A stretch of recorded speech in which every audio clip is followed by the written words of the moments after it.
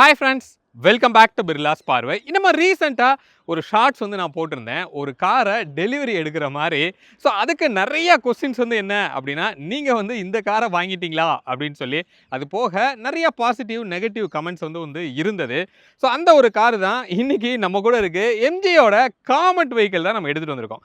அப்போ இந்த கார் என்னோட காரா அப்படின்னு கேட்டிங்கன்னா கிடையாது. இது பிராண்ட்ல இருந்து ஒரு ஃப்ளீட் வெஹிக்கிளாக தான் நம்ம கொடுத்துருக்காங்க. அப்போ கிட்டத்தட்ட ஒரு 3 மாதமாக இந்த காரை வந்து யூஸ் பண்ணுறேன். என்னோட கம்ப்யூட்டர் பர்பஸ்க்கு இதை நான் யூஸ் பண்ணுறேங்க. ஒரு 1300 கிலோமீட்டர் இப்போ வரைக்குமே நான் யூஸ் பண்ணிட்டேன். ஸோ நான் மட்டும் இல்லை, ஸோ இந்த காரை வந்து என்னுடைய ஒய்ஃபும் வந்து ட்ரைவ் பண்ணாங்க. அவங்களையும் உள்ளே கூப்பிட்டுடலாம். உள்ளே வாங்க மேடம், ஒரு ஹாய் சொல்லுங்கள். ஸோ விஜயலட்சுமியும் நம்ம கூட இருக்காங்க.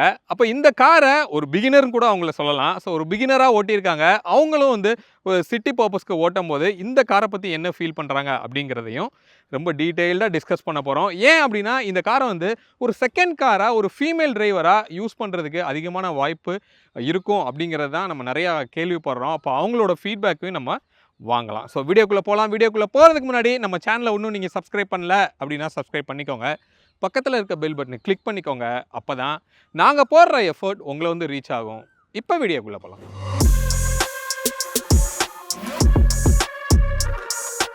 ஃபஸ்ட்டு வந்து இந்த காமத்தை சார்ஜ் பண்ணுறதுக்கு நான் எப்படி ஃபெசிலிட்டி அரேஞ்ச் பண்ணியிருக்கேன் அப்படிங்க நான் காமிக்கிறேன்.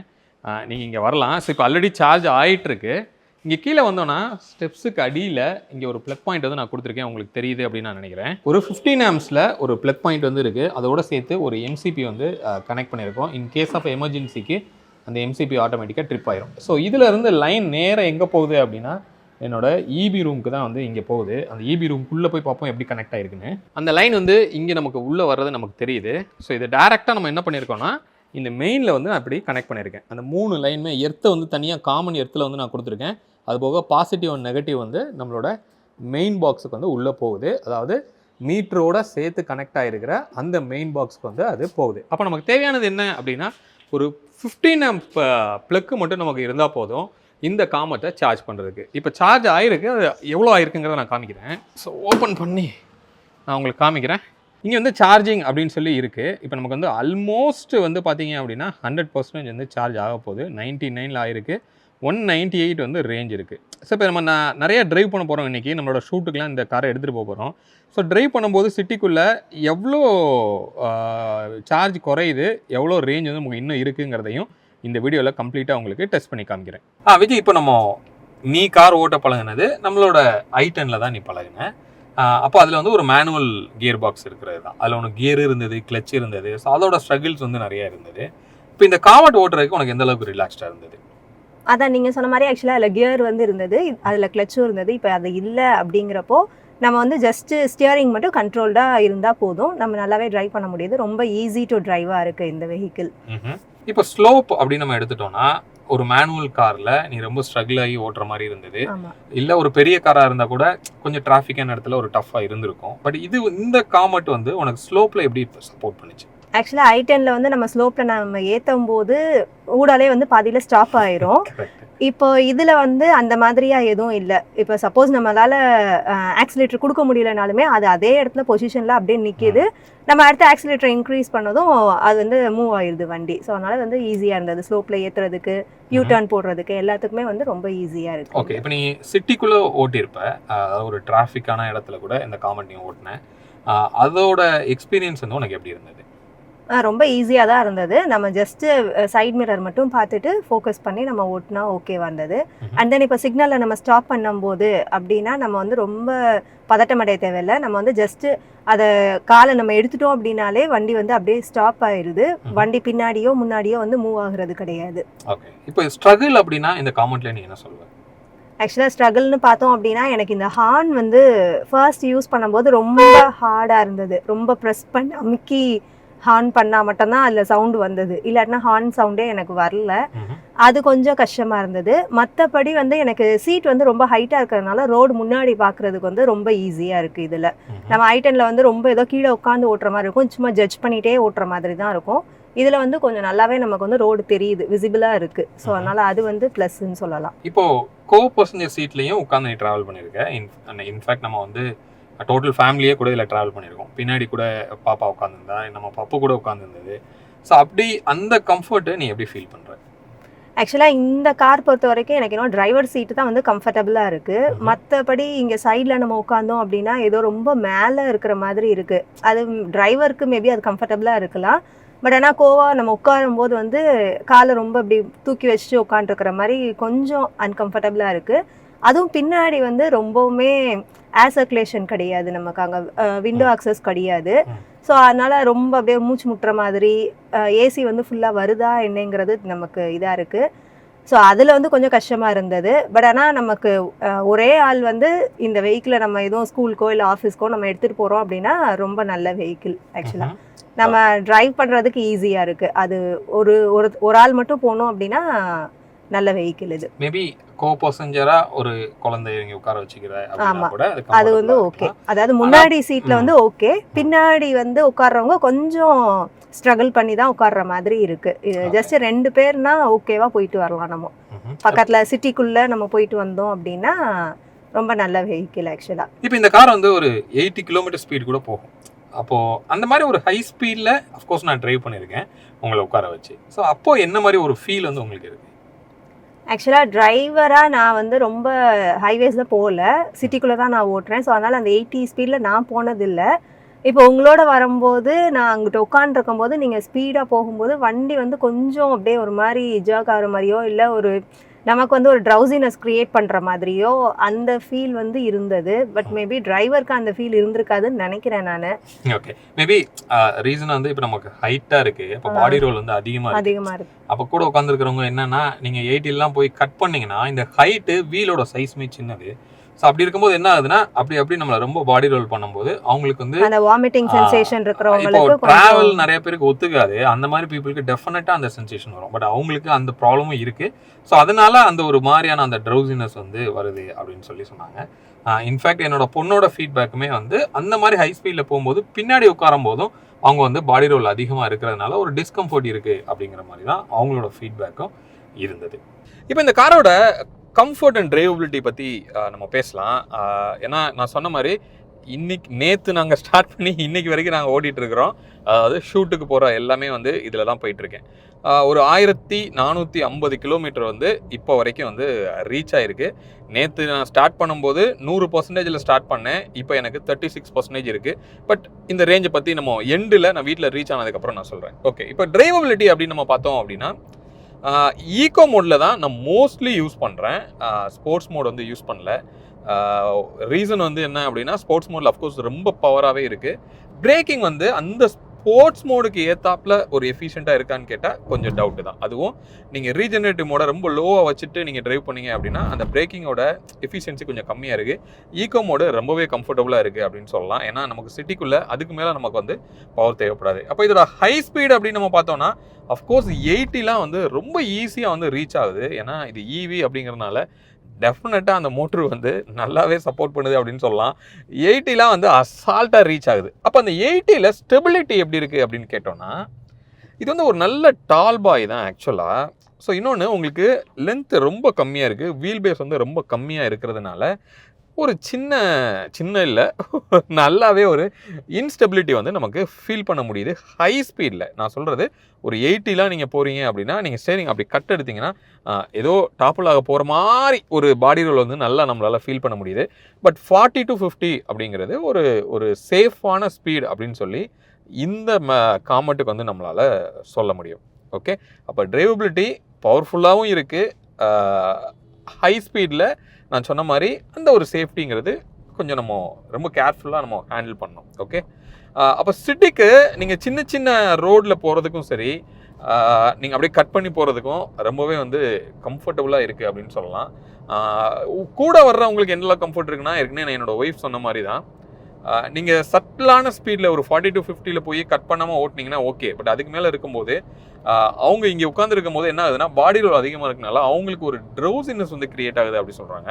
அதுவும் பின்னாடி இருக்கிறவங்களுக்கு ரொம்பவே அது ஃபீல் ஆகுது. இப்போ ஏசியோட எஃபிஷியன்சி எப்படி இருக்குன்னா ஃப்ரண்ட்டில் சூப்பராக இருக்குது, ஒரு நல்ல த்ரோ இருக்குது, இன்ஸ்டண்ட்டாக கூல் ஆகுது. ஆனால் ரியரில் வந்து உட்காந்துருக்கிறவங்களுக்கு அந்தளவுக்கு வந்து த்ரோ போகல. பின்னாடி வந்து நமக்கு ஏசி வெண்ட் கிடையாது. தோ சின்ன ஒரு லென்த்தாக இருந்தால் கூட அந்த ரியர் வரைக்கும் அந்த ஃப்ளோ வந்து எஃபெக்டிவாக இல்லை அப்படின்னு சொல்லி நம்ம சொல்லலாம். ஓகே, ஸோ ப்ராக்டிகாலிட்டி அப்படின்னு பார்க்கும்போது 2 அடல்ட்டு கம்ஃபர்டபுளாக ஃப்ரண்ட்டில் உட்கார முடியுது. ரியரில் கிட்ஸு பிலோ 10 இயர்ஸ் அப்படின்னா கம்ஃபர்டபுளாக உட்காரலாம். அபவ் 10 அப்படின்னா அட்ஜஸ்ட் பண்ணி நம்மளால் உட்கார முடியும். இன்னொன்று நான் சொன்ன மாதிரி ஏசியும் வந்து ஒரு த்ரோ இல்லாதனால ரியலில் நமக்கு ஒரு கிளாஸ் தான் வந்து நமக்கு இருக்குது. டிஎல்ல ஓகே, ஒரு மாதிரி போட்டு அடைச்ச மாதிரி ஒரு ஃபீல் இருக்குங்கிறது தான் என்னோட டாக்டரோட ஃபீட்பேக் வந்து அதுவாக தான் இருந்தது. ஓகே, அப்போது நீங்கள் ஆல்ரெடி உங்கள் வீட்டில் வந்து ஒரு கார் வச்சுருக்கீங்க. மேபி உங்களோட ஒய்ஃப்க்கோ ஒரு ஃபீமேல் டிரைவருக்கு ஒரு கார் பார்க்குறீங்க, ஸ்கூல் ட்ராப்பு பக்கத்தில் வந்து சின்ன சின்ன பர்ச்சேஸு அந்த மாதிரி போகிறதுனா பர்ஃபெக்டாக இது வந்து சப்போர்ட் பண்ணும். அதில் எந்த டவுட்டும் இல்லை.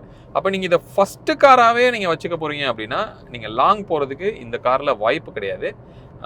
ஏன்னா இது வந்து ஒரு ஏசி சார்ஜ் மட்டும்தான் இப்போதைக்கு நம்மளால் வீட்டில் தான் நம்மளால் பண்ண முடியும். சரி, அப்படி நம்ம சார்ஜ் பண்ணும்போது நமக்கு எந்த அளவுக்கு நமக்கு காஸ்ட் எஃபெக்டிவாக இருக்குது அப்படின்னா, இப்போ நான் சொன்ன மாதிரி ஒரு 1450 கிலோமீட்டர் நான் ஓட்டியிருக்கேன் நான் அவங்ககிட்டேருந்து வாங்கினதுக்கு அப்புறமா. அப்போது ரேஞ்சுங்கிறது ஆவரேஜாக ஒரு 200 அப்படின்னு வச்சா கூட நான் எத்தனை தடவை நம்ம சார்ஜ் பண்ணியிருப்போம் அப்படின்னா ஒரு 5, 6, 7 டைம்ஸ் வந்து நான் சார்ஜ் பண்ணியிருப்பேன்னு சொல்லலாம். அப்போ 7 டைமுக்கு எனக்கு பெருசாக என்னோட பில்லில் வந்து டிஃப்ரென்ஸ் தெரில. அஃப்கோர்ஸ் இது வந்து சம்மரு, அப்போ ஏசி நிறையா யூஸ் பண்ணுறோம். ஒரு கன்சிடரபுளான ஒரு மினிமம் அமௌண்ட்டு தான். ஹார்ட்லி எனக்கு தெரிஞ்சு ஒரு 500 ருபீஸ் வந்து எனக்கு அடிஷ்னலாக இந்த சார்ஜுக்கு வந்திருக்கும் அப்படின்னு கூட நம்மளால் சொல்ல முடியும். ஸ்பேஸ் அப்படின்னு நம்ம பார்த்தோம் அப்படின்னா இதில் பெரிய பெரிய பேகெல்லாம் நம்ம வச்சுக்கிறதுக்கு ஓரளவுக்கு கம்ஃபர்டபுளாக நமக்கு ஸ்பேஸ் இருக்குது. உள்ளே முன்னாடி வந்து ஹூக் கொடுத்துருக்காங்க, அதெல்லாம் ஓகே. பட் நம்ம வந்து மொபைலை வச்சுக்கிறதுக்கு, வேலெட்டை வச்சுக்கிறதுக்கு, ஸோ அதுக்கெலாம் வந்து ஒரு மாதிரி ஹேண்டியாக ஸ்பேஸ் வந்து அக்சசபிளாக இல்லை. இப்போ இங்கே வந்து ஒரு சின்னதாக ஒரு ஸ்பேஸ் வந்து இருக்குது. அப்போ அவங்க வச்சுட்டு நம்ம எவ்ரி டைம் வந்து இப்படி எட்டி நம்ம எடுத்துகிட்டு இருக்கிற மாதிரி ஒரு ஃபீல் இருக்குது. இன்னும் கொஞ்சம் ஸ்பேஸில் வந்து அவங்க ஒர்க் பண்ணிக்கலாம்னு சொல்லலாம். இங்கே ஃப்ரண்ட்டில் வந்து ஒரு சின்னதாக ஒரு கப்பு மாதிரி கொடுத்துருக்காங்க. பட் நமக்கு அது மொபைல்லாம் வந்து அதில் வச்சோன்னா அது கரெக்டான ஸ்பேஸாக இல்லை, அது அங்கே போய் நிற்கிற அளவுக்கு இல்லை. இப்போ நம்மகிட்ட ஹேண்ட் ஓவர் பண்ணது டாப் அண்டு தான், ஒரு ஃபுல் ஒயிட்டில் தான் வந்து நமக்கு இருக்குது. இப்போ நீங்கள் டே டைமில் போகும்போது இந்த டேஷ்போர்டு வந்து ஒரு மாதிரி லைட் கலராக இருக்கிறதுனால அந்த லைட்டிங் பட்டு அதோட ரிஃப்ளெக்ஷன் வந்து நமக்கு விண்ட்ஷீல்டில் ஓரளவுக்கு நல்லாவே இருக்குது. அப்போது நமக்கு ஏதோ அந்த விஷனை ஏதோ மறைக்கிற மாதிரி லைட்டாக ஒரு ஃபீலு, உங்களோட கான்சன்ட்ரேஷனை மாற்றுற மாதிரி ஒரு ஃபீல் இருக்குது. மேபி அதை பிளாக்காகவே கொடுத்துருந்தாங்க அப்படின்னா ஈவன் இந்த டாப் அண்டில் கூட அந்த ரிஃப்ளெக்ஷன் இருந்திருக்காது அப்படின்னு சொல்லலாம். அது ஒரு சின்ன நெகட்டிவ் அப்படின்னு சொல்ல முடியும். சன்ரூஃப் அப்படிங்கிற விஷயம் வந்து இல்லை, அதுவும் கொடுத்துருந்தாங்க அப்படின்னா வேறு லெவலான ஒரு பேக்கேஜாக வந்து இது உங்களுக்கு இருந்திருக்கும். ஓகே, அப்போ இன்னொன்று நீங்கள் இப்போ ஹை ஸ்பீடில் போய் இப்படிலாம் கட் பண்ணி ஓட்டினீங்கன்னா ஏதோ ஒரு ஆட்டோவில் போகிற மாதிரி ஒரு ஃபீல் மாதிரி இருக்குது. அப்போ இது எல்லாத்தையும் கொஞ்சம் நம்ம டாலரேட் பண்ணிக்கிட்டோம். இது வந்து ஒரு பெர்ஃபார்மர் கார் கிடையாது, ஒரு கம்யூட்டர் தான். ஒரு 2 வீலரில் போகிறதுக்கு பதிலாக ஒரு சேஃபாக வந்து ஒரு 4 வீலரில் ஒரு மைக்ரோ ஃபேமிலியோட நீங்கள் போகணும் அப்படின்னு நினச்சிங்கன்னா இந்த கார் வந்து ஓரளவுக்கு பர்ஃபெக்டாக நமக்கு சப்போர்ட் பண்ணுறதுக்கு அதிகமான வாய்ப்பு இருக்குது. அதுவும் ஒரு ஈவி அப்படிங்கிறதுனால ரன்னிங் காஸ்ட்டு டெஃபினட்டாக ரொம்பவே வந்து உங்களுக்கு கம்மியாக தான் இருக்கும் நீங்கள் வீட்டில் சார்ஜ் பண்ணும்போது. இல்லை, இன்னொரு சின்ன சின்ன விஷயங்கள் வந்து நம்ம சொல்லணும். என்னென்னா, இந்த டோர் வந்து ரொம்ப ஒய்டராக இருக்குது. அப்போ நீங்கள் உங்களோட பார்க்கிங்கு பக்கத்துலேயே பில்லர் இருக்குது, இல்லை நீங்கள் ஒரு மாலில் போய் பார்க் பண்ணுறீங்க, பக்கத்தில் கார் இருக்குது அப்படின்னா இந்த டோரை நம்ம ஓப்பன் பண்ணுறதுக்குங்கிறது ரொம்ப அதிகமாக ஸ்பேஸ் வந்து நமக்கு தேவைப்படுது. என்ன தான் வந்து கொஞ்சமாக ஓப்பன் பண்ணிட்டு நம்ம இறங்கணும் அப்படின்னு நினச்சா கூட அது வெயிட்டுக்கு என்ன ஆகுதுன்னா அது பக்கத்தில் இருக்க கார்லேயோ இல்லை பில்லரில் போய் இடிக்கிறதுக்குமே நமக்கு அதிகமான வாய்ப்பு வந்து உங்களுக்கு இருக்கும். இன்னொன்று டோர் வந்து அதான் நான் சொன்ன மாதிரி நல்ல ஹெவியாக வந்து உங்களுக்கு இருக்குது. ஓகே, இப்போ இன்னொரு ஒரு அட்வான்டேஜ், இப்போ நம்ம இங்கே ஃப்ரண்ட்டில் வந்து ஒரு ஃபுல்லாமே ஓப்பனாக ஒரு ஸ்பேஸ் இருக்குது. இப்போ ரைட் சைடில் நமக்கு ஃபுல்லாக வால் பக்கத்துலேயே ஏதோ நிப்பாட்டிட்டோம்னா கூட இப்படி நமக்கு கிராஸ் ஆகி அந்த சைடில் போய் கீழே இறங்குறதுக்கு ரொம்பவே கம்ஃபர்டபுளாக இருக்குது அப்படின்னு கூட சொல்ல முடியும். ஸோ இதுதான் நான் கேதர் பண்ண ஒரு 3 monthஸில் இந்த காரோட ஒரு ஃபீட்பேக் அப்படின்னு சொல்லலாம். முடிஞ்ச வரைக்கும் என்னோட ஹானஸ்டான ஃபீட்பேக்கை உங்கள் கூட நான் ஷேர் பண்ணியிருக்கேன். அப்போ ஃபைனலாக இந்த காரு வாங்கலாமா வேண்டாமா, யாருக்கு செட் ஆகும் யாருக்கு செட் ஆகாது அப்படின்னு கேட்டிங்கன்னா டெஃபினட்டாக நீங்கள் ஒரு செகண்ட் காராக பார்க்குறீங்க. உங்களோட ஒய்ஃபுக்கு ஒரு கார் வந்து பார்த்துட்டு இருக்கீங்க, அவங்களோட ஒர்க் அவங்களே பார்த்துக்கணும். ஸ்கூல் பிக்கப்பு, கிராசரி பர்ச்சேஸு, அந்த மாதிரி ஒர்க்குக்கு பர்ஃபெக்டாக இந்த கார் வந்து இருக்கும். அப்போ ஃபஸ்ட்டு காராகவே நான் இதை வச்சுக்கலாமா அப்படின்னா, உங்களோட நேட்டிவே சென்னை தான், நீங்கள் சென்னை விட்டு எங்கேயுமே போக மாட்டீங்க, சென்னைக்குள்ளே தான் சுற்றுவீங்கன்னா ஓகே.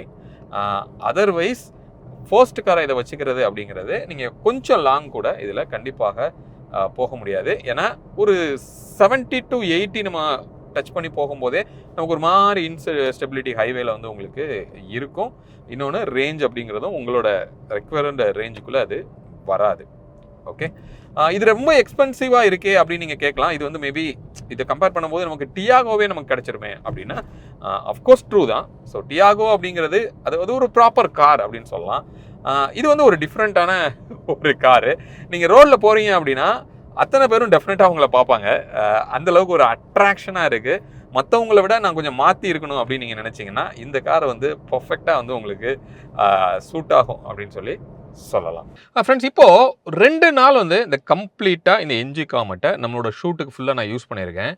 நம்ம ஃபஸ்ட்டு ஷூட் ஸ்டார்ட் பண்ணும்போதே நான் ஓடோமீட்டரோட ரீடிங் வந்து காமிச்சிருந்தேன். அதில் வந்து 1347 வந்து உங்களுக்கு இருந்தது அங்கே கிலோமீட்ரு. ஸோ இப்போ நம்ம பார்க்கும்போது 1461 வந்து இருக்குது. அப்போது இங்கே நீங்கள் பார்க்கலாம் 1461 வந்து கரண்ட் ரீடிங்கு. நம்ம ஃபஸ்ட்டு ஸ்டார்ட் பண்ணும்போது 1347 மைனஸ் பண்ணோன்னா 114 கிலோமீட்டர்ஸ் வந்து எனக்கு வந்திருக்கு. இப்போ எனக்கு பேட்டரி பேலன்ஸ் இருக்கிறது 13% இருக்குது. ரேஞ்ச் வந்து 26 இருக்குது. இதோட நான் ஒரு 26 ஆட் பண்ணி விட்றேன். 140. இதில் என்னென்னா நாங்கள் ஷூட்டில் நடுவில் வந்து ஒரு பிரேக்கில் கிட்டத்தட்ட ஒரு ½ அன் ஹவர் ஏசியை போட்டு சும்மா உட்காந்துருந்தோம், வெயிட் பண்ணிட்டு இருந்தோம். ஸோ அதுக்கு ஒரு 25 அப்படி ரேஞ்ச் போகுது அப்படின்னு நம்ம ஒரு கணக்கு எடுத்துக்கிட்டால் கூட 165. சரியா? அப்போ ரேஞ்ச் வந்து இப்போ எனக்கு எவ்வளோ கிடச்சிருக்கு அப்படின்னு கேட்டிங்கன்னா 165 ஒன்லி ஈகோ மோடில். 40 to 60 இதுதான் வந்து ஆவரேஜான ஒரு ஸ்பீட் அப்படின்னு கூட நம்ம சொல்ல முடியும். அப்போ ஒரு 165 170ங்கிறது ஒரு ஆவரேஜான ஒரு ரேஞ்ச் வந்து உங்களுக்கு கிடைக்கிது. பட் இங்கே நம்ம காமிக்கிறது வந்து 100%ல் 200 கிலோமீட்டர்ஸ் வந்து உங்களுக்கு காமிக்கும். நம்ம எடுக்கும்போது 99% வந்து உங்களுக்கு இருந்தது. பட் ஸ்டில் அந்த 200ங்கிறதுக்கு பதிலாக நமக்கு வந்து ஒரு 170 அப்படிங்கிறது நமக்கு ரேஞ்சாக நமக்கு கிடைக்கிது. மீண்டும் அடுத்து வேற ஒரு வீடியோவில் உங்களை வந்து நான் சந்திக்கிறேன். அது வரைக்கும் உங்களிடமிருந்து விடைபெறுவது உங்கள் பிர்லா. பாய்.